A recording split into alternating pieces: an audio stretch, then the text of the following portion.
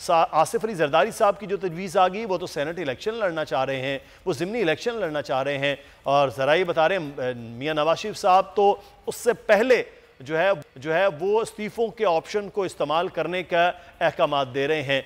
तो ये पीडीएम अभी तक मुत्तफिक सबसे बड़े कार्ड, सबसे सख्त कार्ड के हवाले से नहीं हो पाई है। जी शुक्रिया नसर। देखें, ये आपको पता है कि इस किस्म का जो प्रोपोगंडा है कि जिसमें ये कहा जाता है कि पीडीएम के जितने भी रहनुमा हैं वो एक मतलब है कि पेज पर नहीं है, इस किस्म का प्रोपोगंडा पहले भी किया जाता है। और बिलखसूस मुस्लिम लीग नून के हवाले से आपको पता है कि जिसमें ये कहा जाता है कि शरीफ फैमिली में आपस में कोई दरारें पड़ी हुई हैं, कोई इख्तलाफात है, शरीफ फैमिली के फैसले जो है शहबाज साहब की और राय है और नवाज शरीफ साहब की और राय है। इन तमाम चीज़ों के और इन तमाम जो ये मतलब है कि प्रोपोगंडा किया गया, इसके गुब्बारे से उस वक्त हवा निकल गई जब पीडीएम की तमाम पार्टीज जो हैं वो ना सिर्फ एक पेज पर इकट्ठी हो चुकी हैं बल्कि एक स्टेज पर भी इकट्ठी हो चुकी हैं। और आपने देखा है कि इसमें जो भी फैसले होते हैं वो मुशावरत के साथ होते हैं।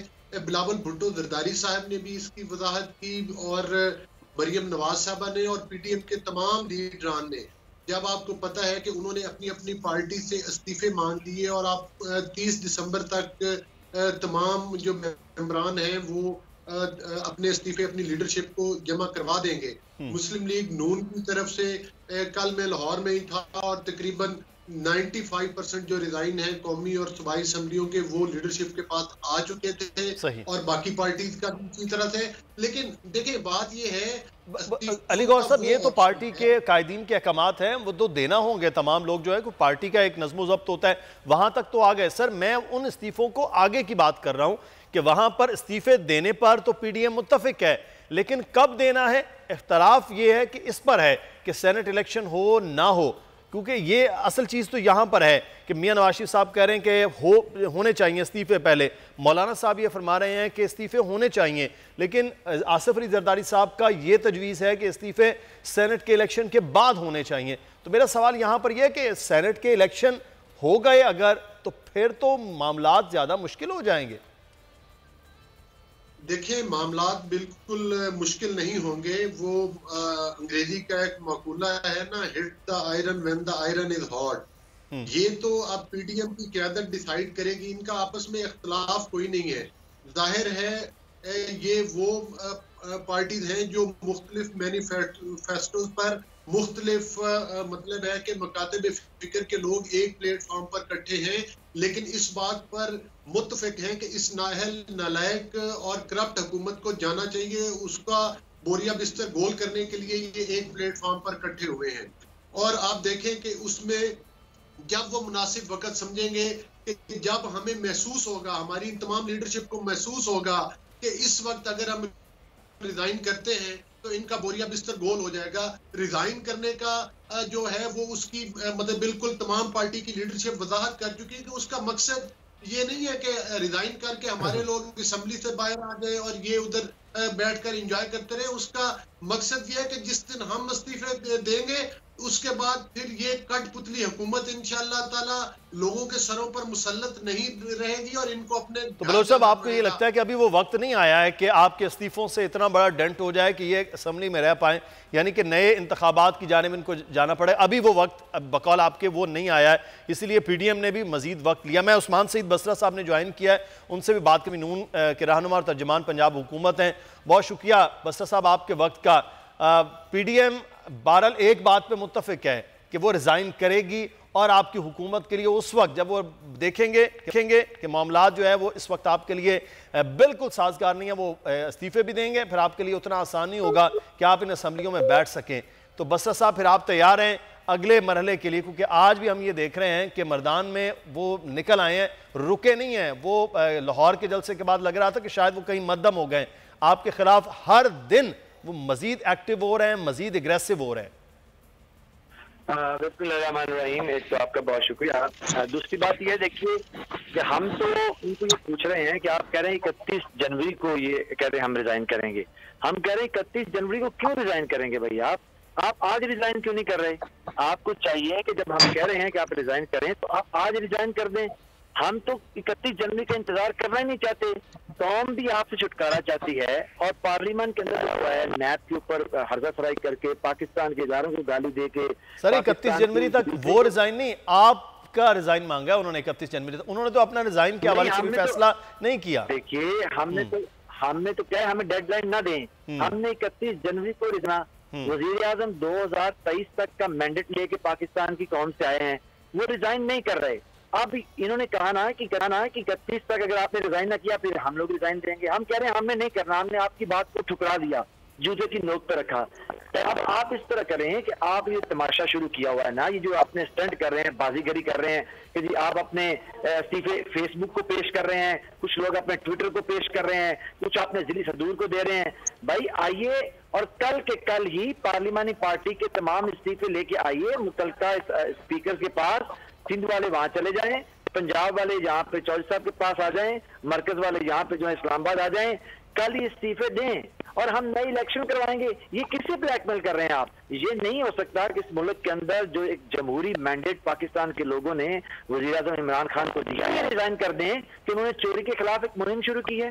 वो इसलिए रिजाइन कर दें कि पाकिस्तान की इकॉनमी उठ रही है। वो इसलिए रिजाइन कर दें कि सारे चोर जो है वो पाबंदी सलासल हो रहे हैं या कवानीन के सामने उनको सरेंडर करना पड़ रहा है।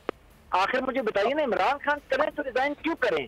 तो ये एक सब्सटेंशियलिज्म बताएं। आप कहते हैं उस इलेक्शन जिसको आप रिग्ड कहते हैं और झूठ बोलते हैं और गलत बात करते हैं, उस इलेक्शन की वजह से आप सिंध में हुकूमत के अंदर हैं। उसी इलेक्शन की वजह से आप असेंबली के अंदर जो है वो आपको प्रोटेक्शन ऑर्डर मिलते हैं और आप अपोजिशन लीडर हैं।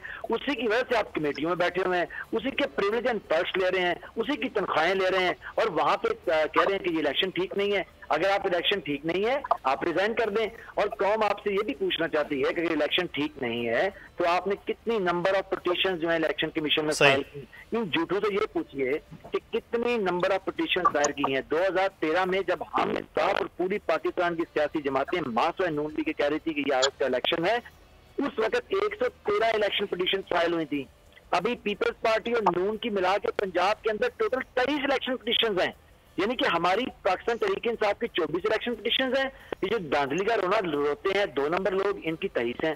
देखिए एक चीज बिल्कुल वाजह है, ये चोरी बचाओ मुहिम है, ये अपने अम्मी अबू को बचाने की मुहिम सर वो तो ये कह रहे हैं ना कि इस वक्त नाअहल हुकूमत ने अवाम के लिए बुरा हाल कर लिया। इलेक्शन तो बहरहाल वो कह रहे हैं कि ये रिग था, वो ये भी कह रहे हैं कि ये आरटीएस सिस्टम बैठने का इलेक्शन है, पिछला आरओ का इलेक्शन था, यानी आसिफ अली जरदारी साहब का वो जुमला है। लेकिन वो कह रहे हैं ये आरटीएस सिस्टम के बैठने का इलेक्शन है और जिसकी वजह से ये हुकूमत आई, जो एक नाअहल हुकूमत है उसको घर जाना चाहिए। बसरा साहब अच्छा सुनिए मुदस्सर सुनिए, मैं कहता हूं कि अभी आप मुझे 1 मिनट दे दीजिए, मैं अभी बताता हूं कि ये हुकूमत नाअहल है कि ये चोर उचक्के नाअहल थे।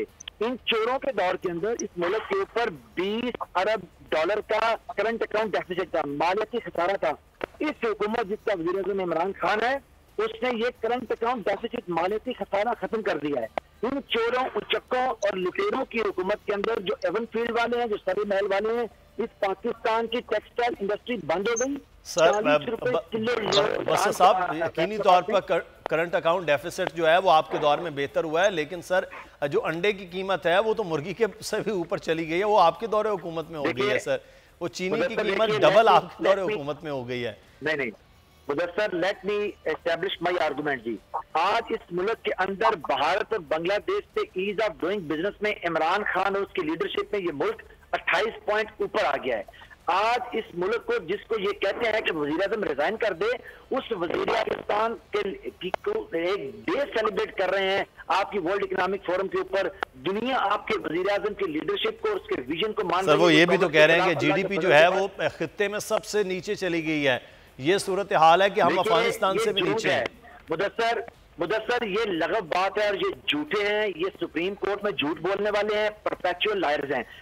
पाकिस्तान नहीं, दुनिया के अंदर जो स्पेकुलेटेड इकोनॉमी है, मैं टेक माय पॉइंट जी, दुनिया के अंदर कोविड के हालात में स्पेकुलेटेड इकोनॉमी जो है, दुनिया में 2 ममालिक की मस्बत है, पाकिस्तान और चाइना। पाकिस्तान की 7.4 की ग्रोथ दे रही है, चाइना की इससे ज्यादा है। हिंदुस्तान -15 में है, अमेरिका भी माइनस के अंदर है। ये बिल्कुल झूठ बोल रहे हैं। देखिए, अगर मुल्क के अंदर मुआशी कसाद बाजारी है और मुआशी हालात ठीक नहीं है, इस मुल्क का सीमेंट आज दहाइयों के बाद बुलंदतरीन सतह के ऊपर बिक रहा है। इस मुल्क के अंदर गाड़ियां सबसे बड़ी हैं। इस मुल्क के अंदर सिर्फ पंजाब के अंदर 200 अरब रुपए सीमेंट के अंदर इन्वेस्टमेंट आ रही है। अब जैसे पाकिस्तान के अंदर जो एक्सपोर्ट्स हैं, ओवरऑल जो एक्सपोर्ट्स हैं वो 20% अप गई हैं, और कॉटन के अंदर जो एक्सपोर्ट्स हैं रेडीमेड गुड्स की, वो 28% अप गई हैं। सही। सब्सक्राइब करें और बेल दबाएं ताकि कोई खबर रह न जाए।